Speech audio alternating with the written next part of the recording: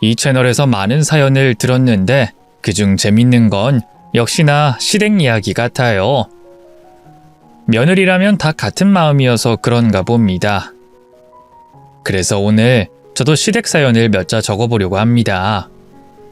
엄청난 반전이 있으니 마지막까지 들어주세요. 저는 태어났을 때부터 아버지가 안 계셨어요. 엄마가 임신 중에 통신공사를 하셨는데 전봇대에 전기선 작업을 하다가 감전사로 돌아가셨답니다. 그래서 아버지의 얼굴을 한 번도 뵙지 못했고 엄마와 단둘이 살았습니다. 저희 모녀는 엄마의 고향인 한 지방에서 지냈고 엄마는 시장에서 건어물 장사를 하시며 생계를 유지하셨어요. 제가 6살 때까지 나름 행복하게 잘 지내고 있었죠. 1년에 한 번씩 아버지가 계신 산소를 찾아갔는데 6살 되던 해에 버스가 아닌 엄마의 차를 타고 갔답니다. 아버지 산소에 도착하기 전에 교통사고가 크게 났어요. 저희 뒤를 달려오던 4.5톤 트럭이 과속으로 사고를 냈고 저희 모녀는 크게 다쳐 병원으로 실려갔습니다. 엄마는 목뼈를 다치셔서 전신마비가 됐고 저는 아버지가 구해주셨는지 다친 곳 하나 없었습니다. 엄마가 크게 다쳐서 장애가 생겼지만 목숨을 건졌으니 그것만으로도 다행이라고 생각했습니다. 하지만 엄마가 집에 누워서 지내게 되면서 저희 모녀는 먹고 살 길이 힘들어졌어요. 아직 국민학교에 들어가기도 전인 저는 주변에서 고아원으로 보내야 하는 게 아니냐고 말씀을 하셨답니다. 그런 일은 절대 없다고, 엄마와는 절대 헤어지지 않겠다고 고집을 부리며 엄마의 옆에서 지내기로 했답니다. 돈을 벌 수 있는 사람이 없으니 저희 모녀는 빈곤한 생활을 시작했는데 다행히도 여러 기부자들과 사회복지사분들 그리고 근처 교회 목사님이 도움을 주셔서 입에 풀칠하면서 지낼 수 있었습니다. 매일 엄마의 대소변을 제가 받아야 했는데 이것 때문에 저더러 고아원에 가라는 말씀을 자주 하셨어요.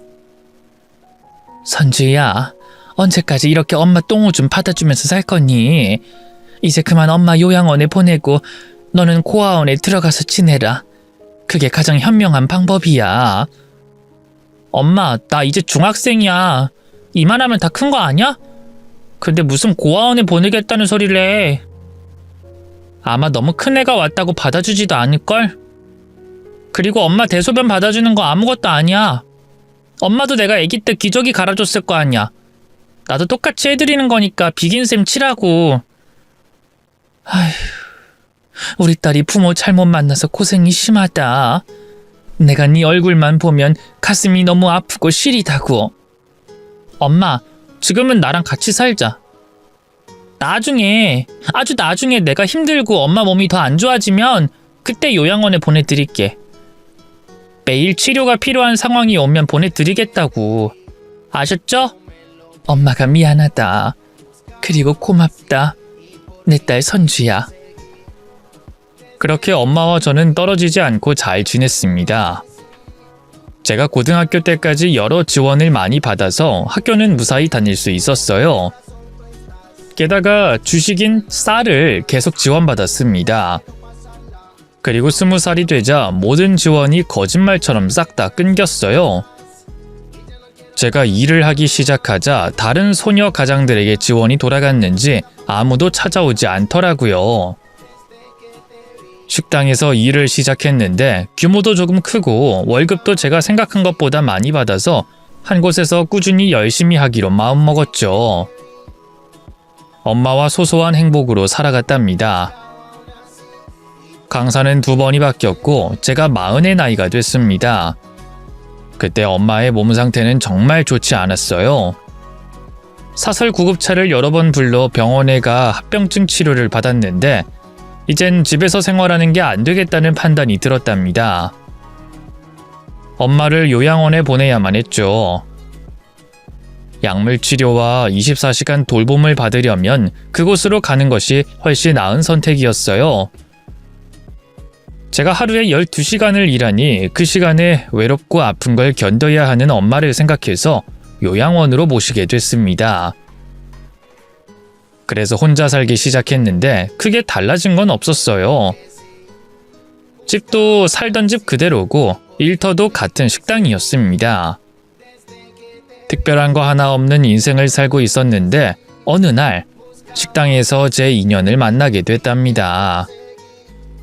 제가 모태솔로라서 남자와 사적으로 만난 적이 없었는데 그이가 저에게 진심을 담은 편지를 줘서 심장이 쿵쾅거렸어요. 편지 내용은 출장을 내려와서 식당 종업원인 저를 보고 첫눈에 반했고 매주 일부러 내려와서 저를 보고 올라간다는 내용이었죠. 보잘것없는 제 얼굴을 보러 서울에서 내려온다고 하니 기분도 좋았고 그 남자에게 바로 호감이 생겼답니다. 결국 그이와 데이트를 하게 됐고 연애도 시작했어요. 제 나이 40살에 첫사랑이 찾아온 거죠. 반년 동안 저를 보러 서울에서 지방까지 내려와 따끈따끈한 연애를 했답니다. 그리고 나서 청혼을 받게 됐어요. 정말이지 믿어지지 않는 순간이었습니다. 소녀 가장으로 자랐고 하루하루 먹고 살 걱정이 앞서 상상도 못한 결혼이라는 걸 할 수 있는 기회가 찾아왔으니까요. 저보다 8살이 많은 그이는 결혼한 적이 있다고 고백을 했어요. 선주야, 사실 말하지 못한 게 있어. 난 결혼한 적이 있어. 전처는 암으로 세상을 떠났어. 5년 전의 일이지. 그리고 나에겐 아들도 하나 있어. 아주 귀여운 녀석이지. 내가 애 딸린 호랩이라는 걸 밝히면 자기가 도망칠까봐 무서워서 말하지 못했어. 이런 나 받아줄 수 있겠니? 너무 늦게 고백해서 미안해. 오빠가 결혼한 적이 있었구나. 전처가 암으로 돌아가셨고?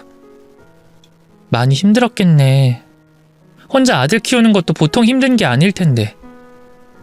근데 오빠, 그런 건 상관없어. 나를 사랑해준 남자는 오빠가 처음이고 앞으로 그럴 거야. 오빠를 놓치면 다신 이런 행운은 찾아오지 않을 거라고. 전처와 사별한 것도 아들이 있는 것도 모두 받아들일 수 있어. 오빠의 아내가 되고 싶다고. 정말? 선주야, 고마워. 어려운 고민일 텐데 이렇게 바로 대답해주니까 너무너무 감사할 뿐이야. 그래서 그이와 결혼하기로 하고 엄마가 계신 요양원에 데려갔어요. 멋진 남편감을 엄마한테 소개해드렸죠. 당연히 엄마는 무척이나 기뻐하며 저희 두 사람의 결혼을 축하해 주셨어요. 자신 때문에 고생만 한 게 미안하다며 이제야 제 행복을 찾게 된 것 같아 다행이라며 눈물을 많이 흘리셨답니다. 예비 남편은 앞으로 저희 엄마의 치료비와 요양원 입원비와 생활비를 모두 지원해 드리겠다고 했어요. 제가 책임져야 할 것을 그이가 대신 해준다고 했죠. 그래서 전 감사하게 받기로 했답니다. 그리고 예비시댁에 가서 인사를 하게 됐는데 대저택에 시어머니와 그이와 아들이 셋이 살고 있었답니다. 저는 최대한 예의 바르게 시어머니께 인사를 드렸어요. 하지만 시어머니는 지방에서 자란 것과 못 배운 것을 마음에 들어 하시지 않았답니다. 영철아, 이런 여자랑 꼭 재혼해야겠니? 누가 봐도 네가 아깝잖아. 난 네가 제대로 된 집안의 여자와 재혼하면 좋겠다. 어머니, 그런 말씀 마세요. 이 사람이 얼마나 훌륭하고 착한지 모른다고요. 게다가 초혼이라고요. 나 같은 놈을 받아준 감사한 여자라고요. 집안이나 학력 같은 건 다 부질없는 거 아시잖아요. 그러니까 저희 두 사람 결혼 축복해주세요. 아휴, 이건 정말 아닌 것 같은데. 조금만 더 고민해보고 결정하면 안 되겠냐? 어머니, 충분히 고민하고 결정 내린 일이에요. 전 이 여자랑 무조건 결혼할 겁니다. 그이가 저와 결혼하겠다고 확실한 입장을 보여주더군요. 저는 내심 기분이 좋았습니다. 그리고 시어머니의 대답을 기다리는데 고개를 끄덕이시더니 조건 하나를 걸었답니다. 그래, 영철이 네가 그렇게 고집을 부리니 이 애미가 더 뭐라 하지 못하겠구나. 그럼 이렇게 하자. 우리가 이 집에서 다 같이 사는 거야. 난 손자 없이 못 사니까 니들도 들어와 살아라. 어머니, 그건 좀 아닌 것 같습니다. 전 재혼이고 이 사람은 초혼이라고요. 그런데 시집살이 시키겠다고요? 왜 이렇게 놀라고 그러니? 누가 평생 살자고 했니? 우리 손자가 조금 더 커서 할머니 손이 필요 없을 때까지만 살자. 내가 100번 양보해서 하는 말이니까 너희도 내 제안 받아 주거라. 그이는 난감해하며 시어머니를 설득했는데 제가 그러지 말라고 했어요. 시집살이를 해도 좋다고 대답해 버렸답니다. 오빠, 나 여기서 살아볼게. 어머님이랑 오빠 아들 성훈이랑 친해지고 잘 지내고 싶어. 또 다른 가족이 생긴 거니까 나도 살아보고 싶어. 그게 정말이야? 선주야, 고민이라도 해보고 나중에 결정해도 돼. 아니야, 벌써 결정했어. 어머님 마음에 드는 며느리도 되고 싶고 성훈이에게도 좋은 엄마가 되고 싶어. 그러려면 이 집에서 가족들과 같이 살면 좋지 않겠어? 당신 진심이야? 이러면 내가 더 염치 없는 놈이 돼버리잖아. 아니야. 당신은 하늘이 내게 준 보물이야. 그러니까 어머님이랑 같이 지내보자. 저는 서울로 올라오면 그이 내조만 하기로 했는데 어차피 주부로 살기로 한 거 시집살이를 해보기로 마음먹었어요. 전신마비인 친정엄마를 수십 년 모셔봤는데 시집살이를 못할 게 뭐가 있나 하는 자신만만함이 있었죠. 그래서 몇 주 뒤에 결혼식을 올리고 시댁에서 지내기 시작했습니다. 예상대로 어머님은 기강을 잡으려고 했습니다. 새벽에 일어나 식사 준비하는 것부터 해서 오전 청소, 점심 준비, 그리고 또 대저택 마당 관리 등등 엉덩이가 바닥에 닿을 시간이 없었습니다. 하지만 시어머니가 시키는 건 모두 소화했고 깔끔하게 마무리를 지었답니다. 어머님도 제 살림 솜씨에 놀라셨는지 확인하고 또 하시면서도 지적을 못 하셨어요. 저에게 뭔가를 더 요구하고 싶으신데 남편이 퇴근하고 집에 돌아오면 아무 말씀도 하지 않았답니다. 무슨 이유에서인지 남편 눈치를 많이 보시더라고요. 그이가 집에 오면 집안일을 자신이 직접 하는 모습을 보이셨습니다. 그런데 또 아주 민망한 일이 자주 벌어졌는데 신혼부부인 저희가 방 안에서 사랑을 나누려거나 나누는 중에 문 밖에서 저를 부르셨습니다. 새아가, 나 머리가 너무 아파서 그러는데 물수건 좀 하나 해주면 안 되겠니? 네? 지금요? 알겠어요, 어머님. 그이는 저를 놓아주지 않고 그냥 가지 말라고 했는데 며느리가 어떻게 시어머니 말씀을 무시하겠어요. 그래서 물수건을 가져다 드리고 앓는 소리가 그칠 때까지 시어머니 방에서 머물렀습니다. 또 하루는 남편과 절정에 다른 사랑을 하던 중 시어머니의 괴성이 들려왔어요. 살려줘요! 살려주세요! 여보, 집에 누가 들어왔나봐. 얼른 나가보자. 우리 집 담벼락이 높아서 도둑은 못 들어올 텐데 누가 들어온 거지? 저희 부부는 헐레벌떡 뛰어나가 시어머니 방으로 가봤습니다. 그런데 도둑이 아닌 시어머니의 잠꼬대였습니다. 불을 켜고 놀란 시어머니를 안심시켰습니다. 어머님, 안 좋은 꿈을 꾸셨나봐요. 아유, 그래. 우리 집에 누군가 들어와서 날 겁먹게 했다. 아이고, 가슴 떨리고 무서워 죽겠네. 새아가, 오늘 밤은 나랑 있으면 안 되겠냐? 이 노인네가 무서워서 혼자 못 자겠다. 네? 꼭 그래야 할까요? 그냥 꿈을 꾸신 거잖아요. 그래도 무서운 걸 어떡하냐? 그리고 매일 이 서방이랑 자는데 하룻밤은 나랑 자도 괜찮잖아. 네, 알겠어요, 어머님. 그럼 제가 옆에 있을 테니까 편히 쉬세요. 남편은 짜증이 났는지 아무런 말도 하지 않고 방으로 돌아가 혼자 잠이 들었습니다. 그건 말고도 때때로 저희 부부 사이가 사랑 나누려고 하면 방해를 심하게 하셨네요. 아무래도 남편을 저에게 빼앗겼다고 느끼는 것처럼 느껴져서 그이에게 물어봤습니다. 당신 마마보이였어? 뭐? 무슨 마마보이야. 그런 거 아니야. 근데 어머님이 왜 그렇게 우리 둘이 있는 걸 싫어하시지? 꼭 당신을 독차지하려고 하는 것 같다고. 아니야. 그냥 엄마가 연세가 들면서 애처럼 변하신 모양이야. 당신이 조금만 이해해줘. 미안해. 그이는 시어머니에 대한 이야기를 꺼내면 한두 마디 하고 대화를 돌려버렸어요. 그래서 두 사람의 관계가 묘하게 느껴지기도 했답니다. 한편 5살 의붓 아들은 저를 잘 따라줬습니다. 애교도 많고 저에게 엄마 소리를 해주며 사랑을 주더라고요. 눈을 보면 남편과 똑같아서 아주 선하고 착한 아이로 보였죠. 그렇게 남편과 아들과는 아무런 문제가 없는데 시어머니와 집에 둘이 남게 되는 순간부터는 몸이 조금 힘들었네요. 이런 시집살이를 하고 있는 와중에 남편은 회사에서 진급을 하며 해외 출장을 자주 나가기 시작했어요. 보통 일주일에서 열흘을 나가 있었는데 그때마다 시어머니는 저를 심하게 부리셨습니다. 집안일 말고 어이없는 일을 시키셨습니다.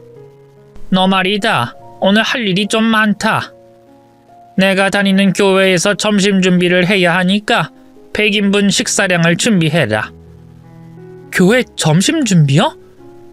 어머님, 교회 식사는 거기서 봉사활동 하시는 분들이 하는 거 아닌가요? 그래, 맞아. 나도 봉사활동 하는 거야. 네가 교인들에게 줄 반찬들과 국을 만들어라. 집에 들통도 많고 반찬통도 많으니까. 그리고 모두 집에서 만들어서 네가 직접 날라야 해. 너 운전할 줄은 알지? 어머님, 아니 음식을 여기서 만들어서 배달까지 하라고요? 그 많은 음식을요? 아이 그래. 다른 사람들도 그렇게 하고 있으니까 너도 해봐라. 내면 세워주는 일이니까 음식 맛없으면 큰일 난다. 알겠니? 저는 이건 좀 아니다 싶었지만 고마운 남편을 생각해서 꾹 참고 시킨 일을 했습니다. 교인 100명이 먹을 음식을 혼자 했는데 새벽 1시부터 오전 11시까지 준비했답니다. 그리고 시어머니의 차로 음식을 날라야 하는데 엄두가 나지 않더라고요. 다행히 교회에 젊은 남자들이 와서 옮기는 걸 도와줘서 무사히 음식을 교회에 가져갔네요. 음식 맛은 괜찮아서 시어머니가 별 말씀을 하시지 않았습니다. 그런데 조금 이해가 되지 않는 건 시어머니가 저를 교회에 데려가지 않으셨어요. 그렇게 고생시켰으면 교회에 데려갈 법도 한데 일만 시키고 집으로 돌려보냈습니다. 어머님, 저도 교회에서 예배드리면 안 될까요? 어릴 적 교회에 다녀본 적이 있었는데 한번 나가고 싶어요. 아서라, 네가 우리 집에 시집 올 때 내가 왜 교인들을 안 불렀겠니? 네? 그게 무슨 말씀이세요? 결혼식은 조용히 치르자고 하셔서 안 부른 거 아닌가요? 너도 참 눈치가 없다. 너를 교인들에게 소개해주는 게 쪽팔리니까 안 부른 거야. 생각을 해봐라. 지방에서 식당 일이나 하면서 무식하게 사는 너를 우리 집안으로 들였다고 하면 사람들이 뒤에서 욕할 거 아니니? 에휴, 못 배워서 그런지 눈치가 더럽게 없구나. 어머님, 교회 나가는 게 학벌이랑 직업이 훌륭해야 하는 건 아니잖아요. 또 모르는 소리 안 해. 야, 교회도 교양 있고 지식 있는 사람들이 가는 곳이야. 그리고 내가 다니는 교회에는 다들 엘리트라고. 네가 거기서 내 며느리라고 하면 난 면이 안 서서 교회에 못 다닌다. 그러니까 다시 한번 그런 해괴망측한 소리 하지 말아라. 시어머니는 대놓고 제가 창피하다며 교회에 데려가지 않으셨습니다. 화가 나고 자존심이 상했지만 이 역시 남편을 생각해서 참았어요. 해외 출장을 다녀온 남편이 집에 돌아오면 늘 피곤함에 찌들어 있었습니다. 그래서 시어머니에 대한 이야기를 쉽게 꺼내지 못했죠. 여보, 집에 무슨 일 없었어? 그럼 별일 없었지. 잘 지내고 있었어. 미안해. 내가 진급하자마자 출장이 많이 잡히네. 다음 달엔 3개월짜리 출장이 있는데 어떡하지? 어쩌긴 뭘 어째, 당연히 가야지. 당신 발전해 나가는 것 중 하나인데 그걸 고민하면 쓰겠어? 아이, 고마워. 그리고 미안해. 어머니랑 지내는 거 불편하고 힘들지? 아니야, 힘들긴. 나 소녀 가장인 거 잊었어? 어머님이랑 지내는 건 하나도 안 힘들다고. 성훈이도 나를 아주 잘 따르고 말이야. 그래서 더 고맙다는 거야. 우리 아들이 새엄마를 무척 잘 따르고 좋아해서 당신한테 너무 고맙다고. 그 다음 달에 내가 마음 편히 출장 갈 수 있는 건 모두 당신 덕분이야. 그래도 집에 무슨 일 생기거나 힘든 일 생기면 언제든 연락해. 바로 한국으로 날아올 테니까. 아이고, 됐네요. 열심히 일하는 당신을 집안일로 불러들일 수 있겠어?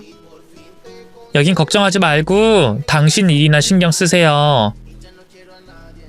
남편은 한 달 뒤에 3개월간 미국 출장을 나가게 됐습니다. 신혼부부로서는 너무 아쉽고 서운한 일이지만 그이가 잘 되는 일이니 응원해주면서 보내줬죠. 그리고 시댁에서는 더욱더 강력한 지옥이 펼쳐졌습니다. 시어머니는 매주 교회 식사를 지원하라면서 저에게 일을 시켰고 집안일 말고도 무척 곤란한 일을 시키셨어요. 저더러 무언가 배달이 왔다면서 대문을 열어주라 하셔서 나가봤더니 글쎄 제 키만한 나무 수십 그루가 실린 트럭이 보였답니다. 마당으로 모두 옮기자 배달하신 분들은 떠나셨고 시어머니가 그 나무들을 모두 저에게 손수 심으라고 하셨습니다. 야, 이거 정렬 잘해서 심어라. 오와 열 맞춰서 딱딱 심으라고. 알겠니? 어머님, 아니 이걸 저 혼자 하라고요? 그럼 너는 이 시어머니한테 삽질시키려고 그랬냐? 당연히 너 혼자 해야지. 이게 뭐 어려운 일이라고 호들갑이야? 앞마당이랑 뒷마당에 똑같이 예쁘게 심어야 한다. 결국 저 혼자 창고에 있던 삽자루를 가지고 나와 땅을 팠고 나무를 하나하나 힘들게 심었습니다. 어찌나 힘들던지 모든 나무를 심자 온몸이 뻐근하고 아파서 몸살이 났어요. 방에 들어가서 좀 쉬려고 하는데 시어머니가 또 교인들을 위해 간식을 마련하기로 했다면서 늦은 밤 감 3박스와 사과 4박스를 깎게 하셨어요. 일회용 접시에 감, 사과, 딸기 등 과일을 예쁘게 담아서 랩으로 치웠죠. 이 밖에도 시키는 일이 너무 많아서 몸과 마음이 힘들었습니다. 남편이 출장 가고 시어머니가 저를 심하게 부리셔서 정말 괴로웠답니다. 그래서 하루는 시어머니한테 저에게 왜 이렇게까지 하는지 궁금해서 물어봤습니다. 어머님, 제가 며느리로서 마음에 안 드시는 거예요? 그래서 매일 이렇게 굳은 일 시키시는 건가요? 저 좀 이제 예쁘게 봐주시면 안 돼요? 뭐? 예쁘게 봐달라고? 이게 아주 웃기는 애네. 야, 네가 내 아들하고 결혼했다고 끝까지 잘 살 거라는 보장이 있니? 난 아들놈이 하고 싶다는 걸 시켜준 것뿐이야. 그리고 실증 나서 널 버릴 때까지 기다리는 거라고. 네? 무슨 말씀을 그렇게 하세요? 어머님, 제가 그 이와 이혼할 거라 생각하시는 거예요? 저흰 그런 일 절대 없습니다. 어떻게 그런 생각을 가질 수 있으시죠? 아무리 시어머니여도 지금 하신 말씀은 정말 기분 나쁘네요. 정말 서운하고 섭섭합니다. 이게 우리 집 시집 왔다고 진짜 뭐가 된 줄 아네? 야, 난 너 같은 무식한 애를 우리 집 며느리로 계속 데리고 있고 싶지 않거든? 차라리 내 아들이 혼자인 게 낫겠단 말이야. 어머님 정말 너무하세요. 저는 어머님이 시키시는 일 묵묵히 다 했고 그이한테 말하지도 않았어요. 그이가 어머님한테 화낼까봐 제가 입 다물고 있다고요. 당연히 입 다물어야지. 만약 네가 고자질했으면 넌 지금 여기 내 앞에 서 있지도 못해. 당장 쫓아냈을 테니까. 그럼 할 말은 다 한 거지? 네가 나한테 실컷 대들었으니 그럼 바로 선물을 주마. 지금이 11월인 건 알지? 김장할 시기가 왔단 말이야. 난 우리 교회 사람들이랑 친구들한테까지 김치 나눠줄 생각이니까 준비 단단히 하고 있는 게 좋을 거다. 네가 시집살이가 힘들다고 했는데 진짜 힘든 게 뭔지 보여줄게. 시어머니는 더 크게 저를 부려먹으려고 이틀 뒤 배추 500포기를 배달시켰습니다. 어머님은 집안에서 김장하면 냄새배고 어지러워지니 마당에서 하라고 하셨어요. 날씨가 춥다고 말해봤지만 씨알도 먹히지 않았습니다. 결국 마당에 돗자리 10개를 깔고 그 위에 배추를 옮겨서 다듬기 시작했어요. 역시나 시어머니는 아무것도 안 하시고 손가락으로 지적하시면서 감시하셨습니다. 야야, 머리카락 떨어지겠다. 머리에 뭐 좀 쓰고 해라. 그리고 마스크도 하고. 아니, 넌 왜 이렇게 질질 흘리면서 버무리냐? 그 양념장이 다 돈이야. 흘리지 말고 똑바로 해. 어머님, 너무 추워요. 안에 들어가서